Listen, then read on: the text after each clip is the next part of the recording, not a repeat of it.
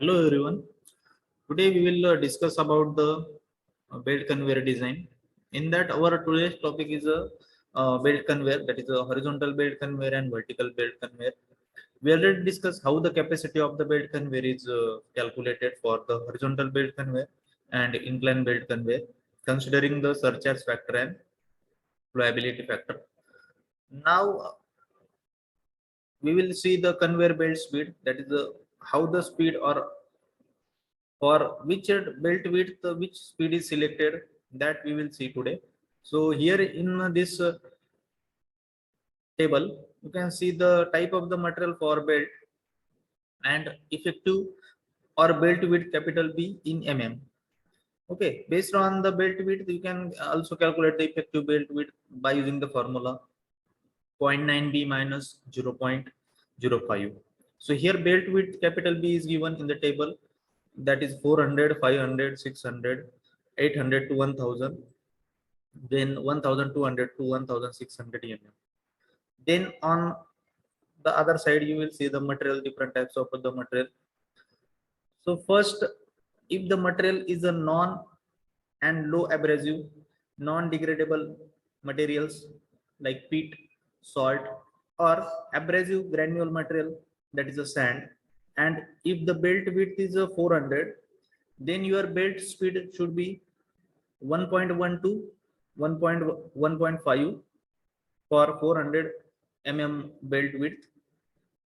Then for 500 it will be lies between 1.5 to 2. For 600 it will be lies between the 1.75 to 2.5. For next it will be 2 and 3.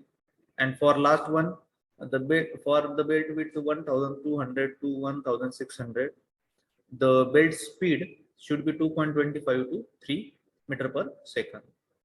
Then second type of material is a small and medium abrasive lumps, that is a rock or uri is there. So this is the material to be transported on the belt conveyor. So depending on that density of the material, the speed is going to vary. So for a small and medium abrasive lump, the belt speed will be for first belt width, it will be 1.1 to 1.5 meter per second, and similarly it will be increased 1.25 to 1.5, then 1.5 to 2, then 1.75 to 2.5, and 2 to 2.5 for the last belt width. So this is the belt speed for the small and medium abrasive lumps, that is a rock or uri. Then third one is the large abrasive lumps, that is a stone, rock, uri, or coke or coal. If such type of material is to be conveyed, then the conveyor belt speed will be 1 to 1.25 for 400 mm belt width, 1.25 to 1.5 for the 500 belt width. Then similarly 1.5 to 2, 1.75 to 2.5, and 2 to 2.5 for 600, 800, and 1200 belt width.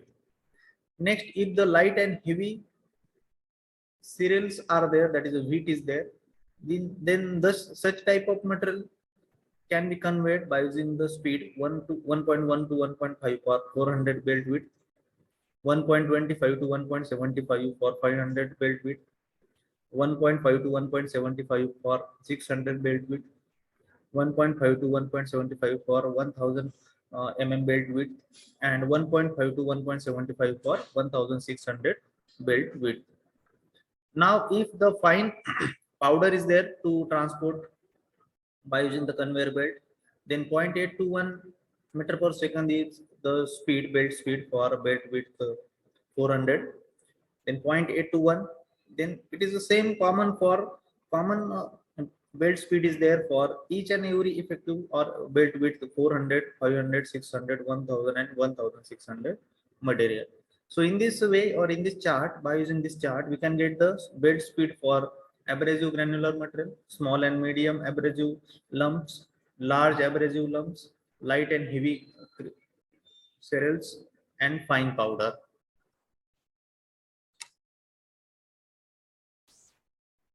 Next is the factor affecting the selection of the conveyor belt speed.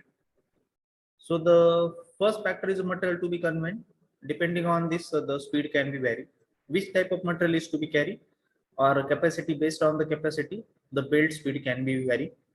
Then inclination of the conveyor, that is nothing but if it is a horizontal belt conveyor, then we can have a constant speed.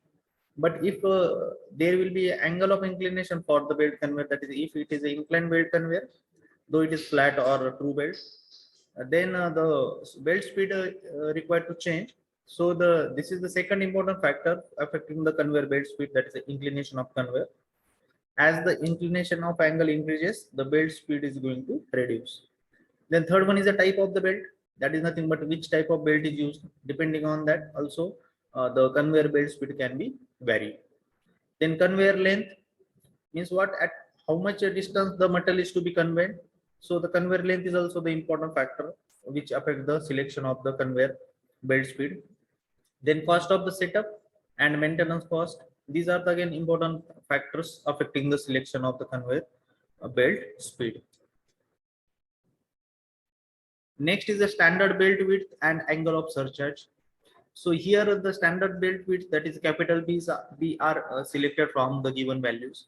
That is a belt width is equal to the 400, 500, 450, 600, 650, 750, 800, 900, 1000, 1200, 1400, 1600, 1800, 2000, 2200, 2400 mm. So these are the standard belt width are selected for the design of the belt conveyor. Next is the factor affecting the angle of surcharge. So the three factors are there. Depending on that, your surcharge angle can be varied. First is the material type. Second one is the speed of belt or conveyor belt, and third one is the type of the conveyor belt. So depending on these three factors, the angle of surcharge can be varied or affected. Next one is the dimensions or determination of the size of the head and tail pulley. So the standard formula is there for to determine the diameter of the pulley. That is the D minimum is equal to K1, K2 into ZP, where D minimum is the minimum diameter of pulley. K1 is the material factor for plies. K2 is the belt tension and arc contact factor. ZP is the number of plies. So for rayon, duck, duck in combination with capron and lawson. So the material factor for plies K1 is 1.25. For anide material, 1.4 is the material factor K1. Then high tension combination of duck with the lawson, 1.6 is the material factor for plies. Then if it is a high tension capron, then 2.5 will be the material factor. If it is a capron material, then material factor K1 will be the 2. Then belt tension and arc of contact factor K2 is if angle of contact theta in degrees, if it is a 240 to 180. So the belt tension as a percentage of force is calculated as a 100 for 100, 75 if it is there, then 80 will be the belt tension. Then for 50 it will be the 63, for 22 it will be the 50, and for 12 it will be the 40. So the arc of contact angle, depending on that, the standard belt tensions as percentage of force is calculated in this table, and which is used for the calculations or for determining the or selection of the head and tail pulley diameter or size. Then forces acting into the belt, that is the belt tension, is considered, where F tight plus F slack is equal to the summation of the force. So here a percentage of force, that is the sum of force, is calculated by using this formula. F tight plus F slack is equal to sum of the force. Now the pulleys are standardized on the basis of the belt width. For the required belt width, the standard diameter is selected such that it is greater than the minimum pulley diameter given by the equation. D minimum is equal to K1, K2, ZP. So means selection of the pulley diameter is depends on the standardized belt width. Next, length of the pulley is given by the formula LP is equal to B plus 2S.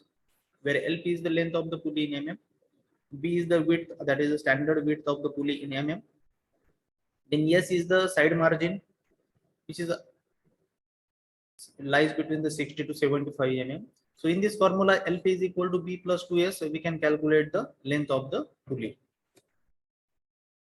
Next, following, we will see one example. Following data refers to the flat belt conveyor for the transporting the crushed rock, that is a mass density of 2 tons per meter cube, then a belt speed of 1.75 meter per second, then belt width B is equal to 0.8 meter, K for that is flowability factor for the surcharge angle 25 degree, alpha is the 25 degree. So the flowability factor for surcharge angle 25 degree is equal to 2.35 to 10 raised to minus 4. So determine the capacity of the conveyor in tons per hour. So this is our problem statement. Then this is again second one and third one. So we will solve this problem in next lecture. So thank you for watching.